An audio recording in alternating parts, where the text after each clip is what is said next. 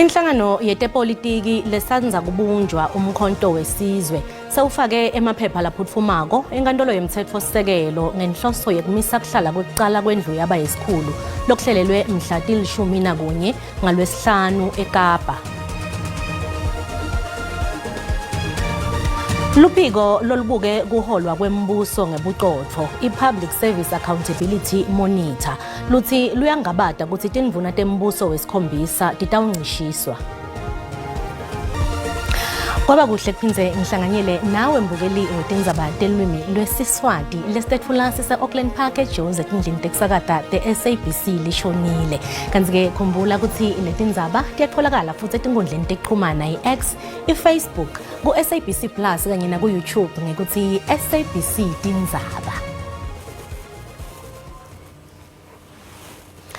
Licembu lelisanza kusungulwa umkhonto wesizwe lifake emaphepha laphuthumako enkantolo yomthetho-sisekelo ngenhloso yekuncanza kuhlangana kwekuqala kwePhalamende endlini yaba yesikhulu lekuhlwelele uLwesihlanu eKapa. Leli cembu lifuna kulalelwe lesicelo angakafiki Lwesihlanu. Inhlangano lesanza kusungulwa eMK ifaka amaphepha laphuthumako enkantolo yomthetho-sisekelo ukuthi ivimbele kuhlala kwekuqala kwendlu yaba yesikhulu ekulindele ukuthi kube ngaleSihlanu eKapa. Lokuthi ngemva ukuthi le nhlangano ibhalele amabhalano ePhalamende nenhloko yemajaji Justice Raymond Zondo bacelela amahhovisi lamabili ukuthi ende ingahlali kepha mangesiphumelele. Kanti-ke njengoba kude incwadi nobe amaphepha lavela enkantolo evimbela kuhlala kwePhalamende, lokusho ukuthi iPhalamende iyachubeka namalungiselo ayo lapho kulindele khona ukuthi kufungiswe emalunga ePhalamende avelonke kukhethwe somlomo kanye namengameli. Ingani section 511 wemthetho-sisekelo kubeka ebaleni ukuthi kuhlala kwekuqala kwePhalamende yavelonke kumele kwendeke uma inhloko yemajaji seyikhiphe lilanga kanye nesikhathi kungakapheli emalanga la-14 ngemva kokukhishwa ngokusemthethweni kwemphumela welukhetho. Kanti-ke lona lungumsunguli we-MK lowacoshwa Jabulani Khumalo uye enkantolo ephakeme yaseNtshona Kapa lapho afuna khona ukuthi abuyiselwe ukuthi abe sekucaleni eluhlwini lwamagama la ku-MK. Khumalo ucele inkantolo ukuthi ivimbele lona bengumengameli Jacob Zuma nobe ngabe ngubani ukuthi lingakhishwa ligama lakhe ekutheni abe lilunga lePhalamende velonke. Inkantolo lephakeme yaseNtshonalanga Kapa isichithe netindleko sicelo se-EFF lapho khona kube siphumelele bekutawuvumelela emalunga ePhalamende alenhlangano labanjwa budlabha malunga eliphiko lwetekuvikela ePhalamende kuthi afake ticelo tekuthi ahlawulwe. Leli cembu lelivamile kukhishwa ngenkani ePhalamende lafaka lesicelo enkantolo lephakeme lithi lakhishwa ngeludlame ePhalamende luphiko lwetekuvikela nakwethula inkulumo yebunjalo belive 2015 na 2017.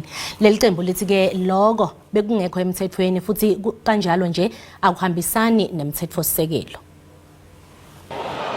Lesinqumo lesicukethwe emakhasini lalishumi nemfihlo sejaji Derek Vile kulokunye sivete ukuthi kude ubufakazi bekuthi kwamane nje kwasetshenziswa idlame lokukhishwa kwamalunga lenhlangano ePhalamende. Ehlathiyweni kwebufakazi lobethwe i-EFF ngatuwombe tanga 2015 na 2017 inkantolo ijube ukuthi kutothumbile tuwombe lelicembu lalihleleke ukuthi kamete inqubo ePhalamende nobe bese khona imiyalo ekhishiwe ukuthi abasukwenda lokho kepha bachubeka bakwenda. Inkantolo iphindze yathola ukuthi kuloko lokulethwe enkantolo kude ubufakazi lobusekeleni solo i-EFF tekuthi somlomo ePhalamende. Isihlalo wendlebe letifunza kanye nendlu yamaphoyisa bakhipha umyalo ukuthi balinywa nobe nganguyiphi indlela. Mapalane wesishayamthetho wesifundza eNorth-West Innocent Nejitumbu uthi ahamba kahle emalungiselelo ekuvula kwesishayamthetho salesifundza ngaLwesihlanu. I-ANC ithole emavoti langetulu kwa-53 wamaphesenti elikhethweni lokubenda licembu lelibusako kulesifundza. Sishayamthetho sesifundza seNorth-West besikhathi sinetihlalo letinge-33 kanzi nyalo-ke sesinetihlalo letinge-38. Kulandzela lukhetho lwakamuva, i-ANC ithole tihlalo letinge-23, i-EFF yathola letisikhombisa, i-DA yona ithole letisihlanu, kanzi i-FF Plus, i-MK ne-Action SA banatinye tihlalo. The judge president of our province have determined the 14th of June, which he could have determined any other date, and when he determined that date, it is not necessary that the provincial legislature sitting must be taking place after national parliament. It can take place before, it can take place after, it can take place at the same time. Nechitumbu uthi mengameli wemajaji wenkantolo lephakeme yakulesifundza Ronald Hendricks utawufungisa emalunga esishayamthetfo. The oath of affirmation will be administered by the judge president.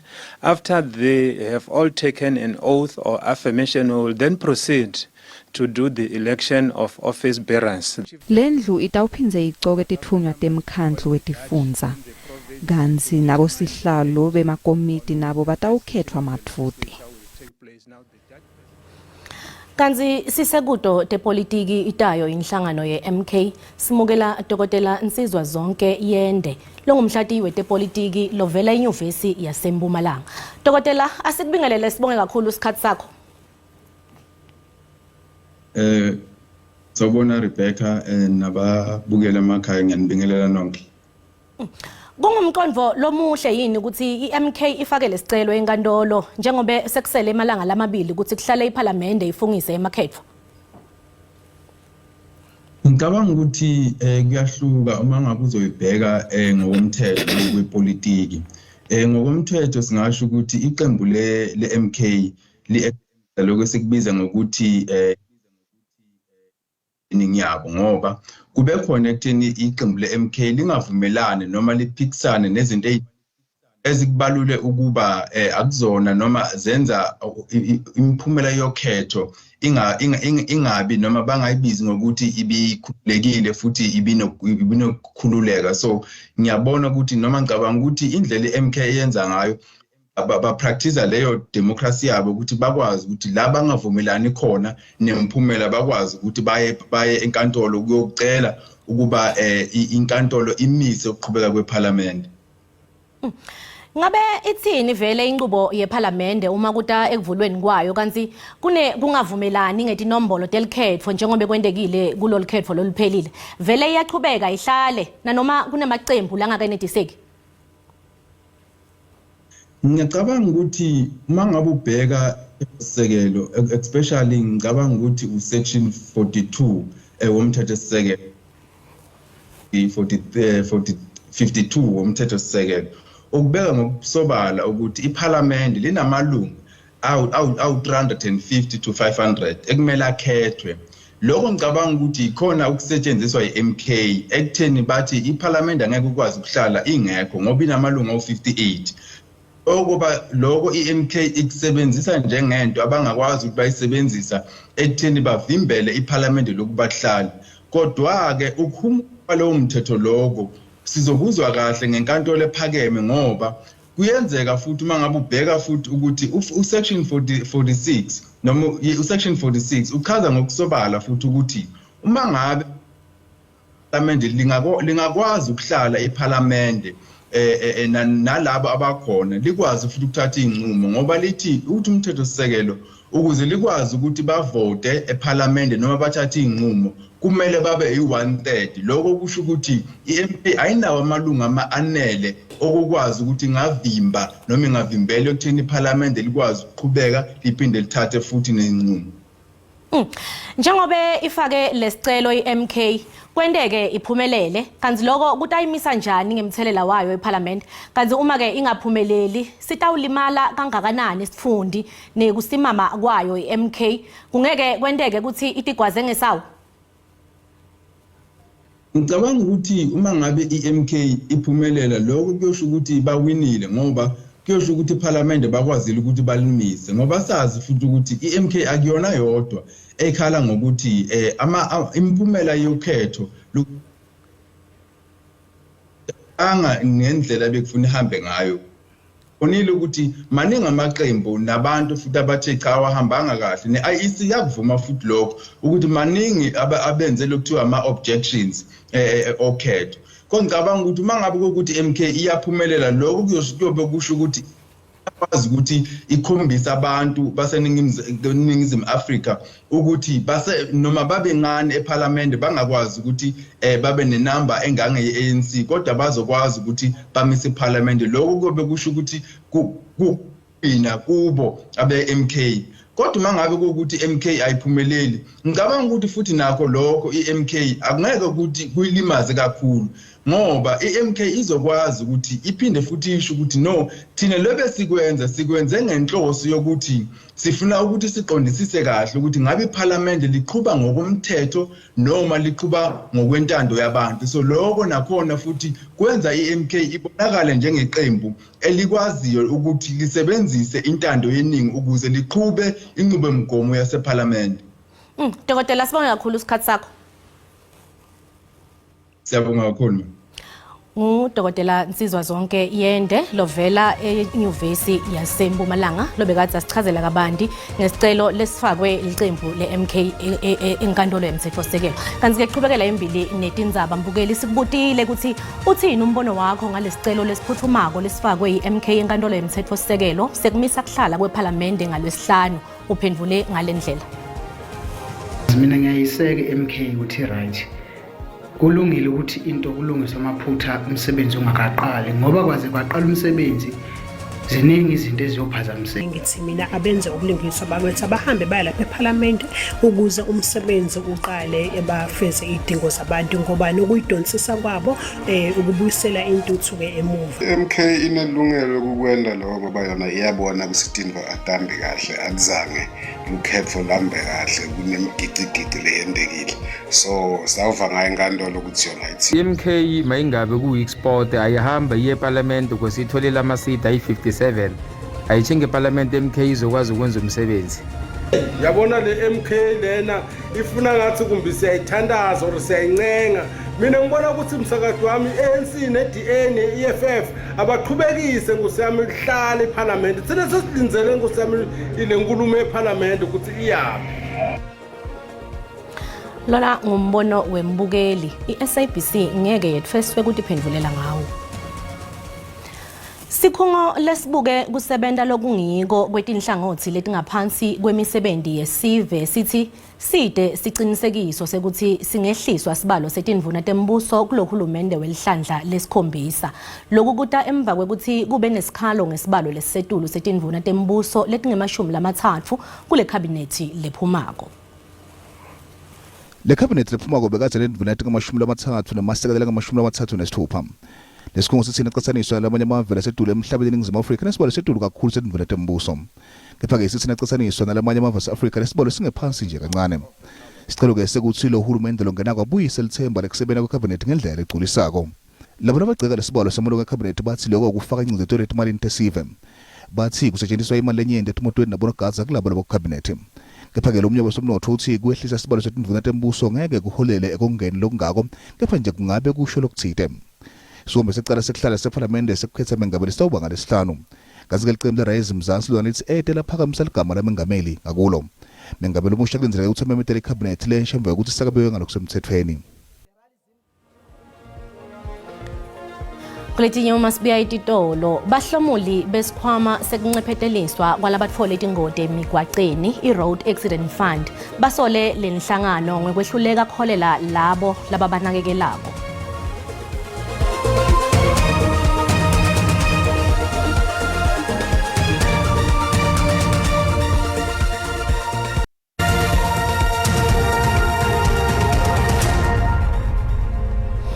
Asiphinze sikwamukele esigabeni sethu sesibili setindzaba telulwimi lwesiswati nawusanza kungena ukhethe kahle tisekhona sichubeka nato. Bahlomuli besikhwama sekuncepheteliswa kwalabatfola itingoti emigwaqeni iRoad Accident Fund basole lenhlangano ngekwehluleka kholela labo lababanakekelako bathi sekunetinyanga lokuqhubeka baphindze bathi iRef ayibabiseli ngesikhathi imali lebatisebenzisela yona kuthenga imithi banikete iRef ukuthi kube sekupheleni kwenyanga ukuthi ikhokhele emaholo. Bantfu labakhubatekile labahlomulako esikhungweni lesincephetelisa bantfu labalimele etingotini tetimoto basola lesikhungo ngekungabeki tidzingo tabo embili. Bathi sekuphele tinyanga letinyenti solo bangakhokhelwa timali tabo. Nenginga lenkulu ngaRef ngekuthi bana basakela ababhadali ngesikhathi.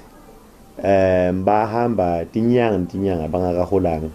Labanye yakhona bagcine basishiya. Labantu babaleka kakhulu impilweni tethu. bathi bakhathatekile ngokuthi bangahle balahlekelwe banakekeli babo nangabe lesikhungo sichubeka nekungabakhokheli. Kithi kubaluleke kakhulu ukuthi labantu labasinakekelako babhadaleke ngoba ngesikhathi lesiningi nabangabhadaleki ngibo labasita ekwenteni tinto kuze ukuthi bantu basibone sivukile singaphandle. Kanzi-ke lesikhungo sithi siyadi ngalolu dzaba. Lapho head office sisitsheliwe ukuthi kunenkinga ekokhokheleni ama-caregivers and sesitshele ama-regional offices ukuthi and everything in their power ukuthi ma-problems lawa axazululeke. Kubalulekile ukuthi ama-caregivers akhokhelwe ukuze aqhubeke ukuthi anakekele lama-beneficiaries wethu. Lesikhungo sinxusa labo labahlomulako ukuthi babeketele njengoba sisalungisa lenkinga. Indvodza lesolwa ngekugwaza make Halima Hussein Preston emntini wakhe eDurban Gayson Bay utfolakele akulungele kuqhubeka nelicala lekubulala. Evikini lelengcile inkantolo yamanje eThekwini ithethe isinqumo sekuthi ayohlola ngekwemqondo. Kushona kwa Hussein Preston kushiye bantfu labanengi esifundzeni KwaZulu Natal bashaqekile. Umndeni wakhe ukholelwa ekutheni Bay umbulalele kweseka iPalestine kulembi leqhubeka eIsrael eHamas. Enkantolo begqame abaseka izwe Palestina nabalandeli be-EFF bonke besho ngazwilinye bephikisana nokuthi umangaleli uGrayson Bay athole ibail. Kuthi yomuvu Hussein Preston nomyeni wakhe nendodana bahlaselwa ngeledlule emzini wabo. Hussein Preston washona endaweni yesigameko ngemuva kokugwazwa kanti uBay waboshwa ngemuva nje komuga. Inkantolo kamanje eThekwini ithe uBay ukulungela ukubhekana necala. For that and the safety of the witnesses who are known to the accused as well as the victims who are known to the accused, bail is being opposed to the United States. Umndeni kaHussein Preston usathuthumele uthi umyeni wakhe kanjalo nendodana abalimala basathola ukwelashwa esibhedlela. Lo mndeni unxuse ukuthi kube khona ubulungiswa. The family are finding it really tough. The emotions are quite vast. There's children involved, so it's gonna take a while before anything, before the families can be okay with it. Lolu daba luhlehliselwe mhla zi-11 kuNtulikazi ukuze umsolwa ongaphakathi esitokisini ezofaka isicelo sebail. Ey'ndabeni ze-SABC nginguVusi Khumalo eThekwini. Mengameli welive leMalawi Lazarus Chakwera umemetele ukuthi lisekela lakhe Dr Saulos Chilima lishone engodini yendiza. Chilima kanye nalabanye labayimfica bashone ngesikhathi indiza yeTembi bebahamba ngayo iphahlateka bebasuka eLilongwe balibangise eMzuzu emgcwabeni ngemsombuluko. Lendiza inyamalele kuRada kanti iphathi mandla tetindiza tehlulekile kuyithola. Chakwera uchaze Chilima njengendvodza lebeyilungile waphinze wahlonipha nalabanye bebakulendiza. One of the greatest honors of my life, to have had him as my deputy and counselor for the past 4 years. And his passing is a terrible loss to his wife, Mary, his family, his friends, his colleagues in the cabinet, and to all of us as a nation that found his leadership and courage a source of inspiration. And I know that even the others who were on that flight were men and women of honor.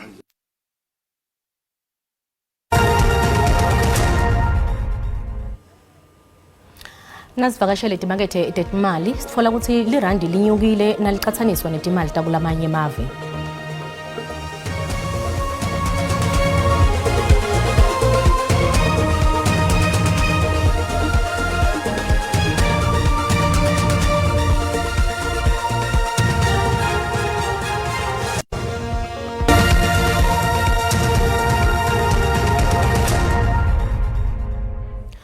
Kutemidlalo, umqeqeshi weBafana Bafana Hugo Broos uthi ulinzele umdlalo lomatima lomuhla nzambama iBafana Bafana nayitfola nayetulu neZimbabwe. Lo mdlalo udlala eFree State Stadium eBloemfontein kanti ngumdlalo wekuhlungela indzebe yemhlaba nga-2026. Banyendi balandzeli labalinzelwe ukuthi basekele leli qembu lesive kulomdlalo. Asesibuke lokwendekako nyalo enkundleni yetemidlalo. Years since Bafana Bafana has played at this venue, and there we see, of course, the likes of Mshishi. There we see Ustole, Abadal Benigizm Africa coming out, and just perhaps also just before we go into the live pictures and go into Umdlalo Namhlanje, we look at the fact that it is Iqembu ele Zimbabwe that was banned for a certain period of time, and it's only now that they're really getting back into competitive football. Se ke se lemogileng ka kgang e o e buang ke gore re tlodisa matlho lebaka leo la gore ba nnile sebakanyana ba sa tshameke ka baka la botlhaswa bo. Kanti-ke tingako telusuku lalomuhla asiphindze sihlangane ngalwesine tikhona telwimi lesindebele kusasa kusuku lomuhle.